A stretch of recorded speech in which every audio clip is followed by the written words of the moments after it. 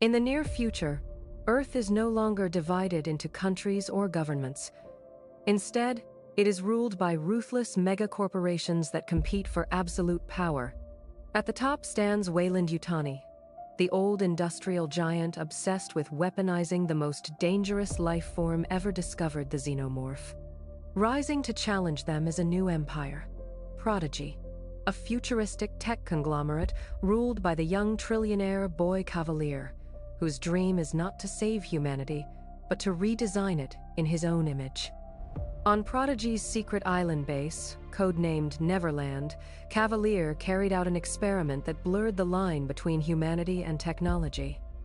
6 terminally ill children, facing death in their fragile bodies, had their minds uploaded into advanced synthetic shells.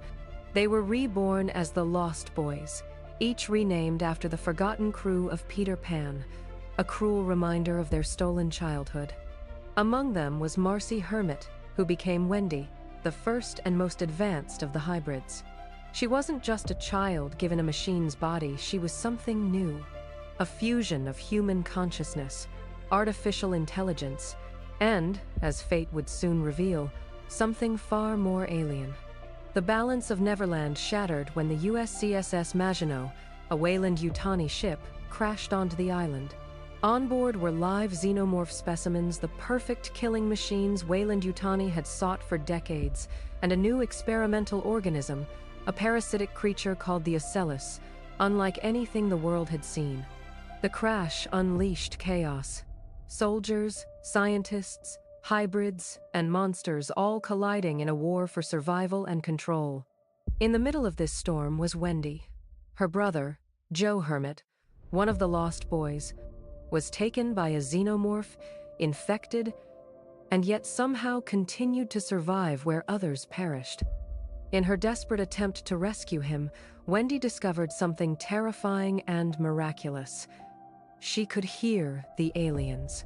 Their hisses and shrieks weren't just noise to her, they were voices, patterns, commands, and she could answer back. She calmed them. She guided them. Slowly, she began to bend them to her will. As Prodigy's scientists tried to dissect her abilities, and 𝗦𝗀𝗀𝗃𝗃's forces stormed the island to seize control, Wendy's powers grew.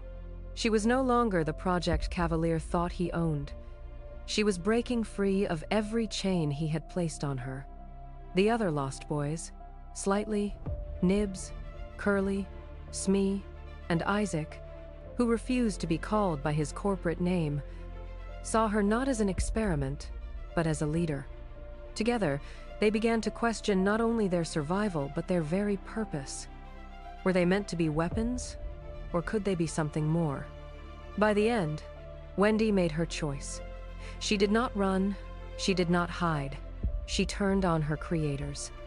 𝗘𝗍𝗶𝗏, once untouchable, was overthrown and imprisoned.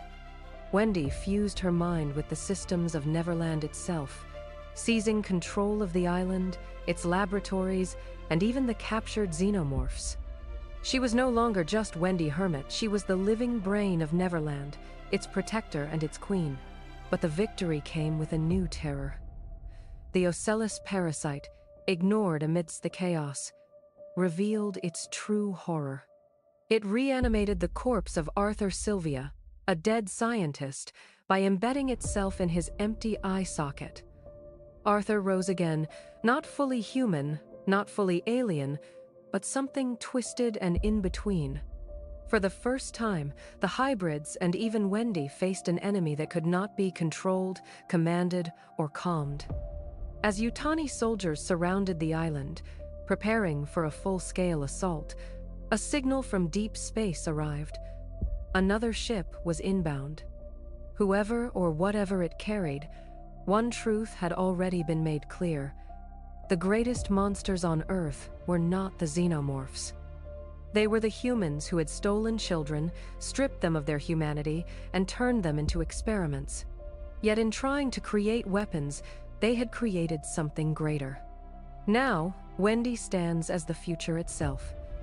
She is not merely human, not merely machine, not even fully alien. She is all of these at once, a new form of life, with an army of hybrids and xenomorphs at her command. And she has a vision, not to defend the old world, but to build a new one. Season 1 ended with her seizing Neverland, but Season 2 will see her look outward. Will she create a sanctuary for the broken, the forgotten, and the outcasts? Or will she unleash her hive across Earth, reshaping humanity whether it wills it or not? Because the hive already has a queen, and Earth has no idea what's coming.